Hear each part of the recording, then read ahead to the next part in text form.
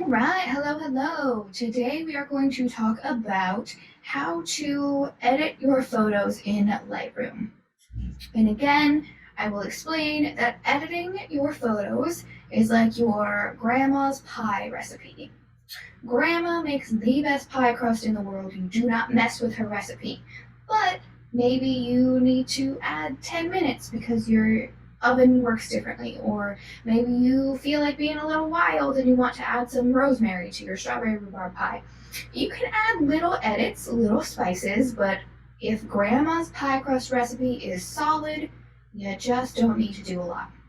So that's the same thing with a good photo versus a bad photo. You cannot edit your way out of a bad photo. You can try and try and try and try. Best case scenario, you'll get something mediocre. So if you're in a situation where something is really not working for you, I recommend you go reshoot. And if you can't reshoot, if it was a moment that can't be recreated, then you have to mark that as a loss because you really cannot edit your way out of something that was bad to begin with. So we are aiming for the best quality photo, and we're just going to enhance that recipe just a little bit. So that's what we're going to do today. This is again Lightroom Classic. Last time we talked about how to import your photos and how to start organizing your catalogs and folders and collections, things like that, how to add your metadata, etc., etc. So now we're coming into it with the assumption that all of your photos are imported and they're organized and ranked based on your personal ranking system. All right, so I have, again, Lightroom Classic open right there. You may notice that when you open things, let's pop over to this. So when you open a Lightroom, it should look something like this. Whenever you open Lightroom, it should automatically look like you left it in the previous session. So whatever you uploaded before, you can click on Lightroom, boop, boop, double tap, open that up. All of your images should be right there. And then if you've had any more, maybe you'll import some more. Maybe you'll figure out where they need to go in your personal organizational system. But it should look something like this. Okay, I also have open over here the PDF Lightroom Classic Guide that is available to you on Canvas. And we left off on number 5, develop your edit. So let's go ahead and explore that. Select the images you want to adjust and choose the develop module at the top right.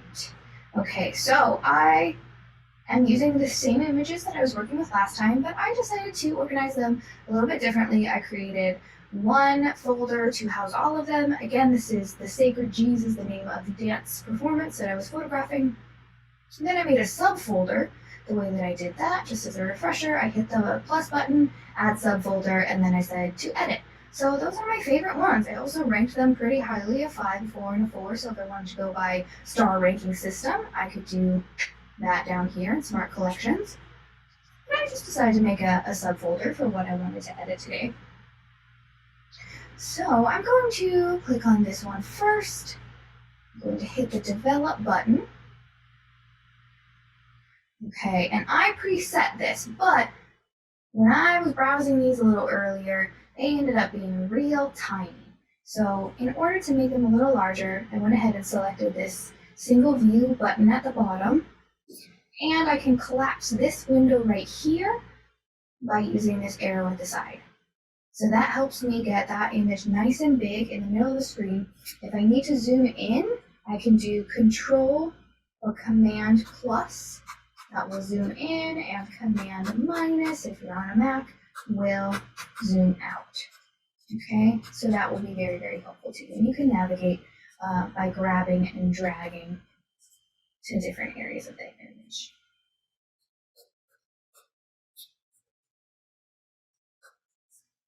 All right, so we went to the develop module. Again, these tabs right up here. Spot your image. What does that mean? That doesn't mean, hey, there's my image. That means I am going to spot correct. And typically, that refers to an old school method. When you were developing film in old school film cameras, and you had the enlarger in the darkroom, you projected your image down to the paper that was exposed, sometimes you get dust on the lens. That dust on the lens would appear as little white speckles all over your image. So it's really important to keep things clean, but wasn't always possible. Same idea with our cameras, especially if you're working out in the field, if you're working somewhere that has a lot of pollen, a lot of sand, what have you, things happen. Sometimes you'll get a speckle on your lens. If you get a scratch on your lens, you'll have to spot that until the end of time. So what that means is I'm going to go over to the right-hand menu, and there are these buttons over here. If you hover over them, they do tell you what they mean. So if you go to the second one over, hover there for a second, it says spot removal. So I'm going to go ahead and click that. Now this is giving me a brush, and that brush is sort of like a healing tool, right? It's just going to magically correct small areas. So I want the size to be pretty small. Feather means how harsh I want that brush to be. Do I want it to be a static circle, boom and done, or do I want it to be really soft? Typically you want it to be pretty soft, so I'll open that up. And opacity, do you want to lightly correct areas or really harshly correct areas? The opacity for me is at 100, meaning if I spot, I want that to completely go away. I don't want it to be subtle, I want it to completely go away. So this was a night shoot, so if I do zoom in, I see a lot of image. That's going to be basically noise in my sensor because I was shooting at night. So I'm not going to worry about all of that. I'm just going to worry about big spots. So there's one right there that seems to be a little distracting. Is that a reflection of the light, or is that a spot? I'm not sure. But I'm going to check it out. So I need to actually zoom in, grab and drag to this spot. Then I can see there you are. Go back to the spot brush. Ooh, that's way too big. So you can see that size is giant. I'll shrink it down into there. Oh, there you go. Perfect. I hit enter and that spot is done. I'm going to do the same to this one right here. Boom. Done. Hit enter. Okay, let's see what else. And just command minus to zoom back out. All of this area is grass. It's just reflecting light, so I'm not going to worry about that. Looking for anything else really obvious. I don't see any other really obvious spots that are incredibly distracting to me, so I'm going to call that good as far as spotting. All right, what's next? Adjust the exposure using the sliders at the right. All right, so this is where we can get real creative with this. So I'm just going to go through these carrots down here. So basic, these colors, so this means WB, means white balance. If I was shooting in the grocery store, that is going to be fluorescent lighting that appears a little bit blue. If I was shooting in someone's home, typically most old school light bulbs are tungsten. So it's called tungsten, which is very yellow. So white balance is to correct if the scenario that you're shooting in is not natural sunlight. So natural sunlight is inherently white balance. That's going to be true to our eye, true to what we recognize. If we're shooting in any other lighting, we can white balance. So this white balance is particularly helpful to just correct those areas. And if that were the case, we could take this dropper, and the idea is to find a medium gray. So I'm just going to click wildly because I was shooting in the natural world and it was a night shoot. So mine isn't wild. Mine isn't going to be the best example of how to create correct sunlight because there was no sunlight where I was shooting. But you can see if I'm picking different colors here using the dropper, it does correct that image and it will auto white balance. So if you want to do this, I recommend just using that dropper and keep picking areas that feel to you like neutral gray. The goal is to pick a spot that is a neutral gray, click it, and the rest of the image will automatically adjust to that. So I'm working with neon lights. It's not going to be true to life, but you can choose better your particular image. Right now I'm just going for what I like best. And I kind of like this area because it does give me those vibrant colors. So that's white balance. You can also use these sliders to do it more manually. So typically the dropper will get you close, it won't get you all the way there. So you can use these sliders to really decide, what do I want to do with this image? And again, this is grandma's pie crust recipe. We don't want to change it wildly. Even though that's a cool image, that's not just enhancing what we already have. That's not true to life. If I were to post that, the dance troupe would say, hey, why are you misrepresenting me? So instead, I will shift it to a slightly more enhanced version of what the camera saw, which is probably around there, pretty close to what auto white balance. Okay, and then you can do it to the other set of colors as well. If you've taken any color theory class, you will know that we are working with chromatic neutrals right here. So going from red to green on this slider, and blue to yellow on this one. Those are oppositional colors or complementary colors. Not necessary to know, just use your eye, use your intuition.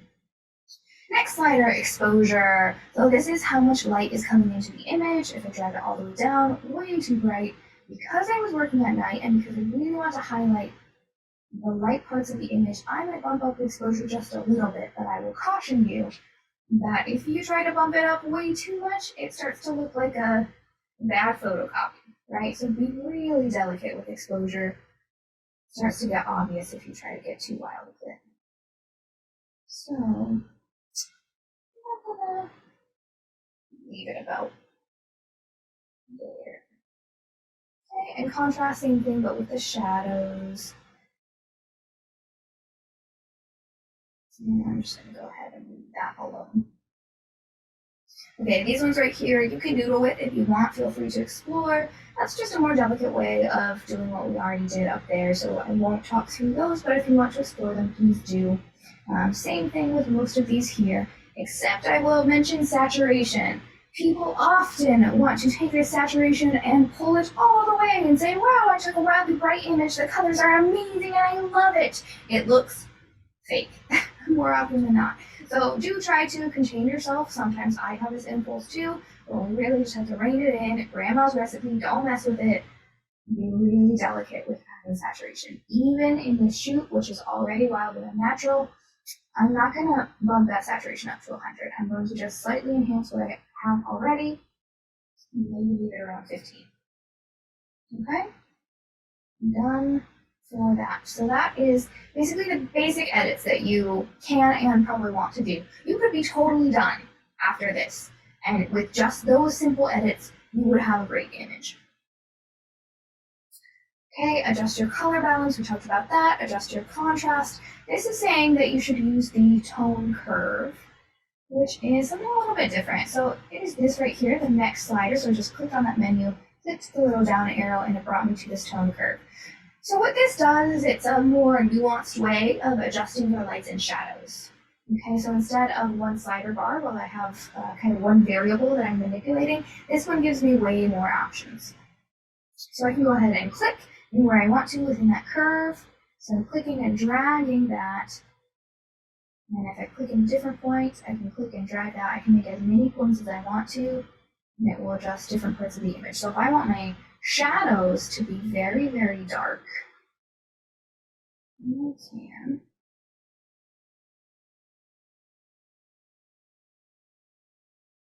Use my slider here a little bit. So I won't have a ton of a range in this photo because I have such dramatic lights and darks. So if you did have a photo that had more nuanced lights and darks, this would be easier to see. But you can see, especially as I add, so this is going to be kind of my shadow slider. This is going to be my midtones, and this is going to be my bright whites. Yeah. I actually want things to be a little bit lighter, so I'm going to take that tone curve, drag it up a little bit. Do not. Okay, so this area of my curve is just slightly above that line, so it's slightly below, so that's giving me more darks when my curve is up in the shadow section, and then it's getting a little bit lower in the midtone section and higher in my light section. So that's something that you're able to do in the tone curve that you're not able to do in the exposure and contrast because it is just a bit more nuanced. So if you want to play with the tone curve, it is helpful, especially with your midtones. If you feel like you have bright whites and they look awesome, just highlights in some areas, you feel like you have some shadows and they're luscious and beautiful and dark in some areas, but maybe your midtone grays are washed out, you can pull that middle section over and get a better full range. So that's why the tone curve is helpful. Okay. Yeah, pretty good about that. I'll go ahead and leave it. Let's go to the next step. Yes, okay, the notes. Some notes about steps C through E. These are often done in conjunction, and you'll have to jump back and forth between them to achieve the best results. Which I kind of modeled. We hopped to one, we tried some things, we went back. So now it's in saying, okay, now that I adjusted my curves, do I want to go back and change any of the exposures? Did that feel like too much?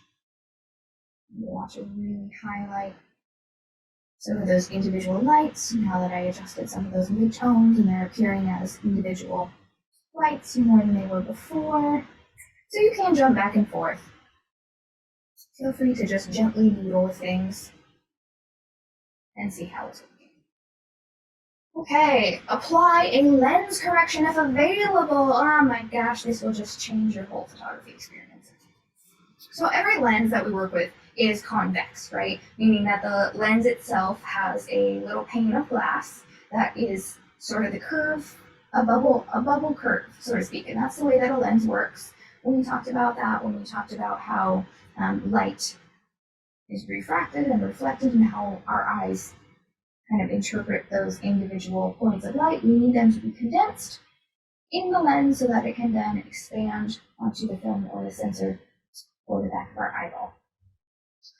But when that happens, it actually distorts that plane. So it's not a perfect 2D plane. It does end up being a little bit fisheye, very subtly. You maybe wouldn't recognize it until you do this lens correction. So I am collapsing this pane for basic, and I am expanding lens correction. Typically, your computer can read through the metadata what camera you're working with. So there are two things here, and I'll explain them both. Remove chromatic aberration. That's a big word. What does that mean?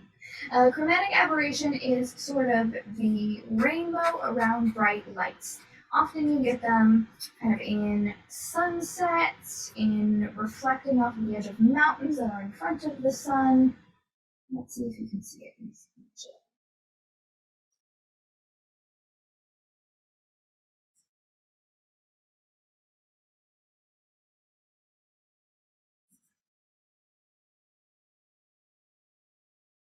Alright, I'm not seeing too much of a change in this image, but you will see it, especially in natural light images. So in any image where the sun is involved, absolutely click this chromatic aberration and really zoom into the edges of your objects, and you will see there's sort of a rainbow halo that gets removed and collapsed. Okay, so just as best practice, I always like to click that. Even if my image doesn't necessarily need it, it's a good thing just to do. And then I will click Enable Profile Corrections.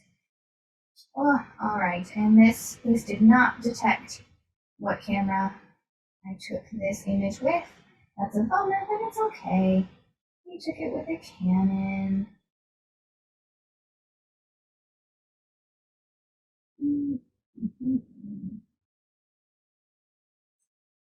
So you can read on your lens if you're not sure what type of lens you have.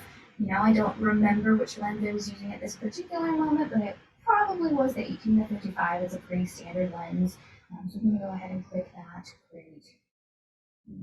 Profile. Great. That has that.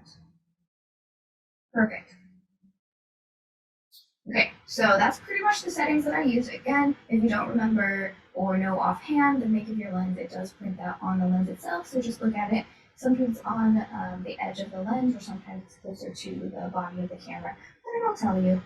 So I'm going to toggle this while you're looking at this image, and you see there's a bubble, a very slight bubble that goes away. So it really just snaps things into place. So when I have it checkmarked, this is a representation of reality, versus when it's not, it does have that sort of fisheye effect. It's slightly subtle in this image. You can see it happening. You could really see it happening with something that is like a geometric photo where there's lots of straight lines, maybe a building with a whole bunch of windows. Then you would really see those lines just snap into a greater depiction of reality, a really 2D image versus this convex lens fisheye. All right, that's a great button. Always click that button. Love it so much. Okay, sharpen. Ooh, I love and hate sharpening. Don't over sharpen. Once you find a level of sharpening that works for you, use it on all of your images.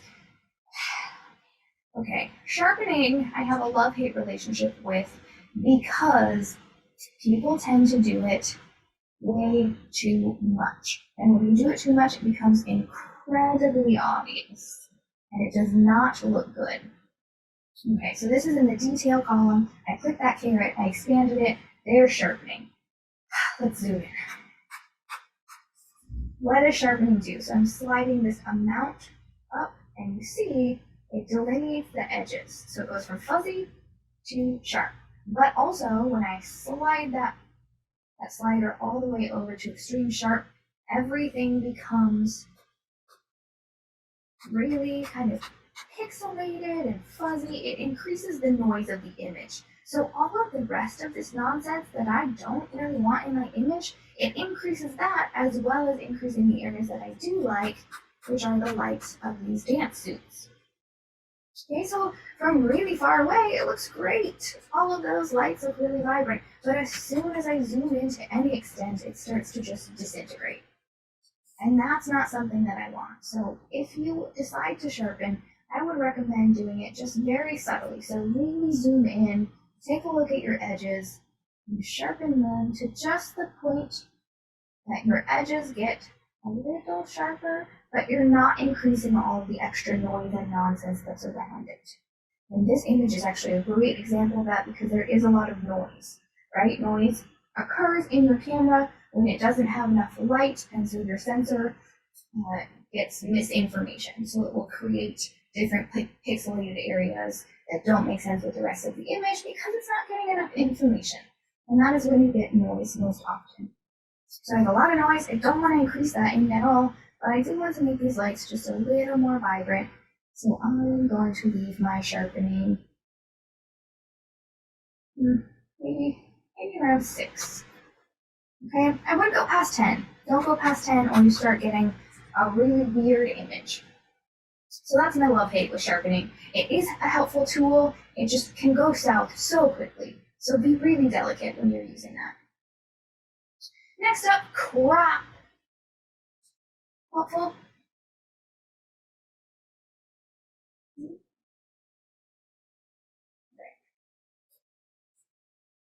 So what happened was when I hover down at the bottom, it does bring up that menu. I accidentally clicked on something else, and I just had to go back to that menu, select back to the one that I was working on. No big deal. Okay, so crop, it is going to be this button here. I recommend keeping to a regular aspect ratio. What is an aspect ratio? It is the dimensions of your photograph. So we are very familiar with this aspect ratio. Okay, and it will tell you right here, aspect. Okay, that's what that means. An aspect ratio is the length and width, height and width of your image. And we really recognize what a standard aspect ratio is. That comes from the old school point and shoot film camera. Film comes in a very static and standard aspect ratio. So any type of our old school film that came on a small roll is going to be a 35 millimeter, and that has roughly a 3:5 aspect ratio. Okay, meaning if you scale it down, it could be 3:5 centimeters. If you scale it up, it could be 3:5 meters. You know, but it will stay the same relative dimension. Okay? Our cameras typically have skewed the aspect ratio to be a lot skinnier, so it could look something like that. That is a telltale sign that you are working with a cell phone instead of a DSLR, a film camera, etc., etc. Is that bad? Not necessarily. It's just not great for all purposes. These long images are not great for a lot of media, a lot of gallery postings, printing. It could be helpful if you want something really long and linear, but it could also kind of mess up your website if it feels unnatural.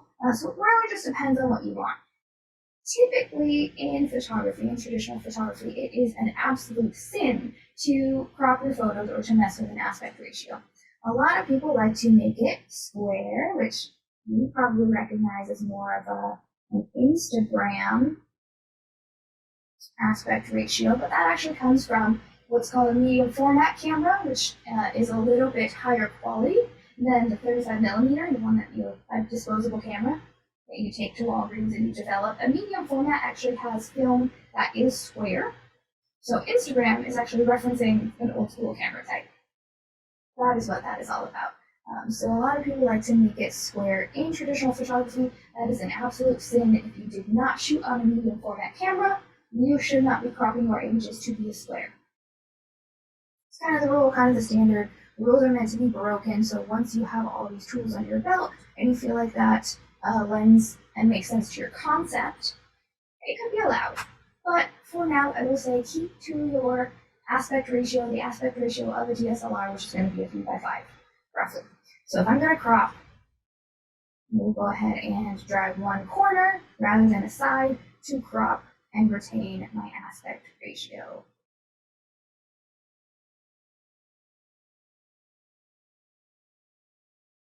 Okay, the more you crop, the more you lose resolution.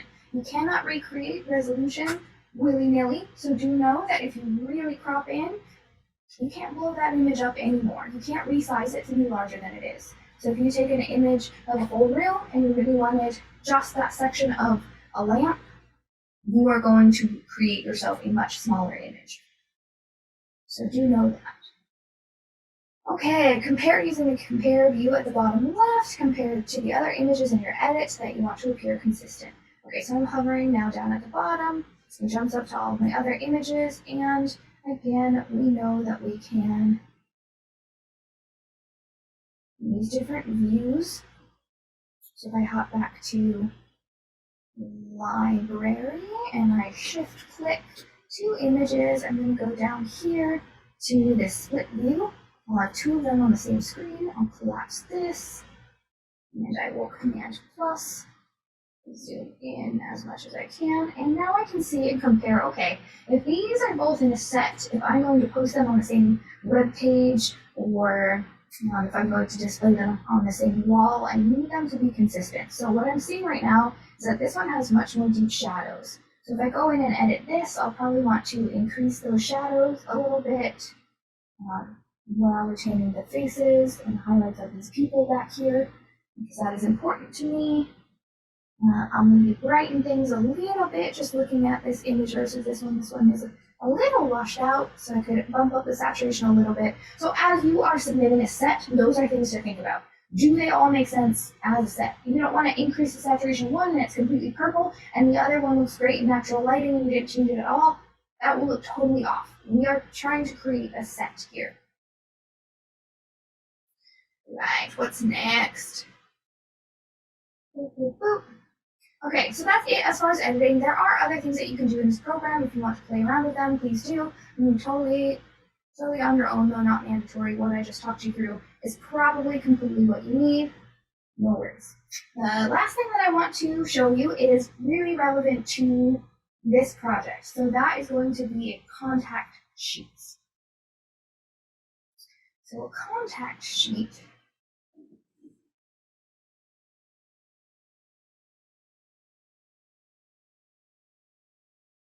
share here, change video. Okay, when I set this up, I wasn't dealing with the sun. I'm so sorry, so you'll have to deal with a little bit of those sun rays.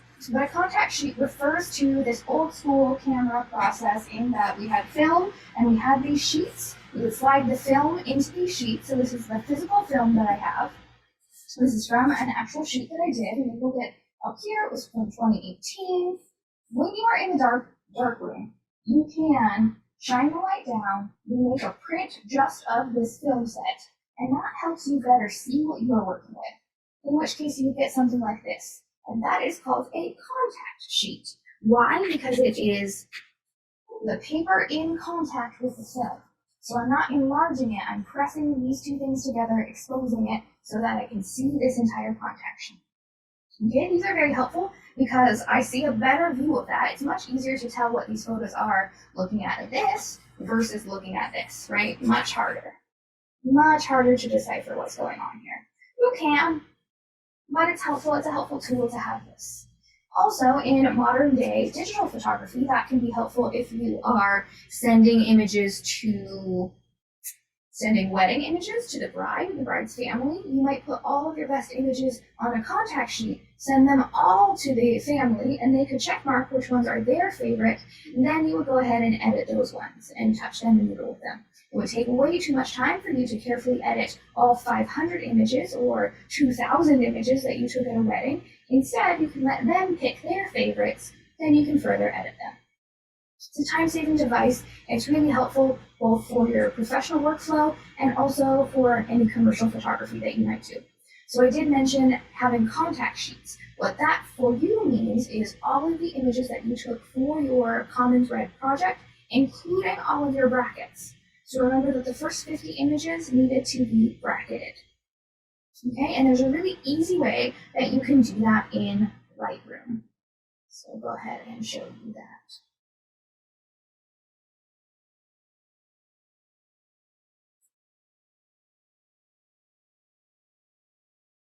Okay, so I am back in library. I'm going to go to this larger image, back to the graded style. So I'm going to go ahead and shift select all of these.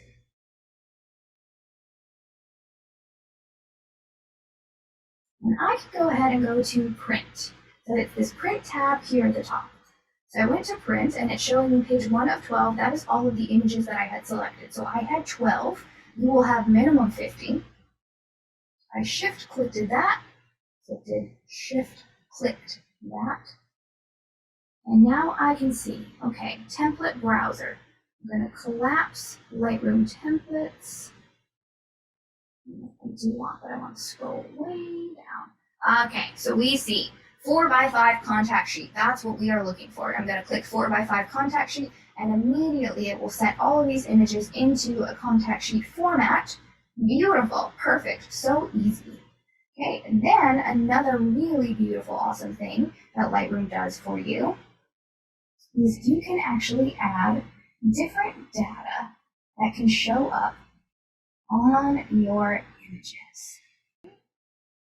But in photo info, we can select, instead of file name, we can say exposure.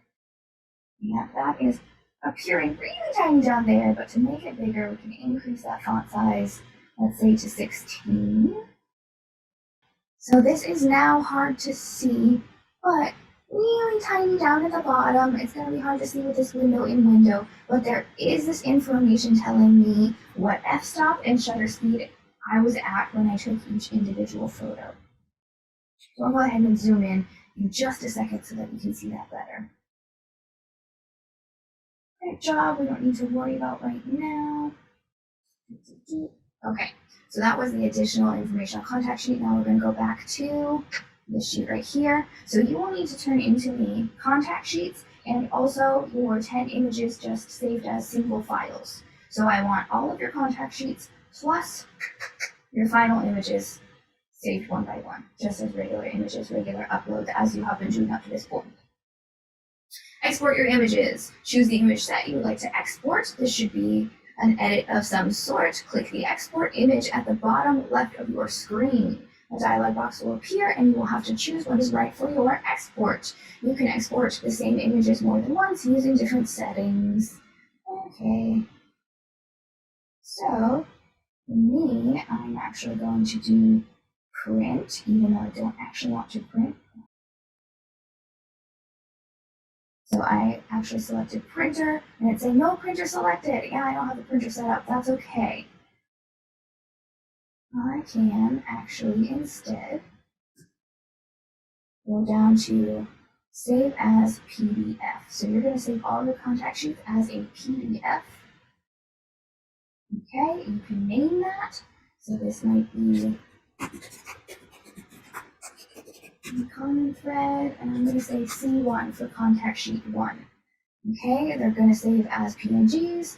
You want to set them to save in the same location that you've been saving everything. So if that's an external hard drive, your desktop, etc., save it in that same location. Boom, boom. Great. If you want to change any of the rest of these, that's totally fine, not mandatory. I'm going to say save. It's preparing and loading. Great. Then it should have saved on my desktop. Okay, so now I have this entire contact sheet, and within that contact sheet, now let's zoom in a little bit and see. Oh, there we go. It does have your bracketed journal entries, so you didn't need to keep track of those because they can automatically load from the metadata in your camera. Beautiful and perfect. If anyone figures out how to make that font larger, that would be helpful, but 16 is fine for me. Okay, so that metadata is attached to every single photo. That's how you save all of your contact sheets. Great. Okay, so the only thing that I'm not going to explain is how you would do that to each individual photo, but as you're done in the develop mode, you just click on that, and then you go through that export situation, same as you did your contact sheet, but instead of creating a contact sheet, you will create however you want to display your common thread. So for you, that might be a grid, that might be single images that you line up in a row. You can do that. Play around with that print and develop tab so that you really get the sensation that you're going for, whether that's a grid, all of the images in a row, or single images, maybe diagonal. That was part of the assignment. So I won't explain that because it will be different for everyone. But then when you do your final export, for your individual files, it will not be as a PDF, it will be as a PNG. A PNG is what we call, it's not a lossy file. So as these files are being saved, the export function is actually compressing all of that information into a file that we can then transfer to any device, any computer, etc. So it needs to take all of that image information, compress it down into a file that is small enough to be portable. When you do that with a JPEG, it actually loses valuable information, which is called a lossy file because you lose information. When you do it with a PNG, it retains significantly more information, and it's still widely and universally read across all devices and platforms. Almost everyone can open up a PNG from a phone to a computer to a tablet, etc., etc. So as you are saving all of your photos in their final print form, save them as a PNG versus a JPEG. That just retains more quality. Okay, and I'll go ahead and wrap it up there, but that is the final Lightroom Classic tutorial. If you want to do more, if you learn cool things, feel free to share it in discussion threads, etc. But that is the basic information that I would like you to have and that you will need to turn in your common thread project.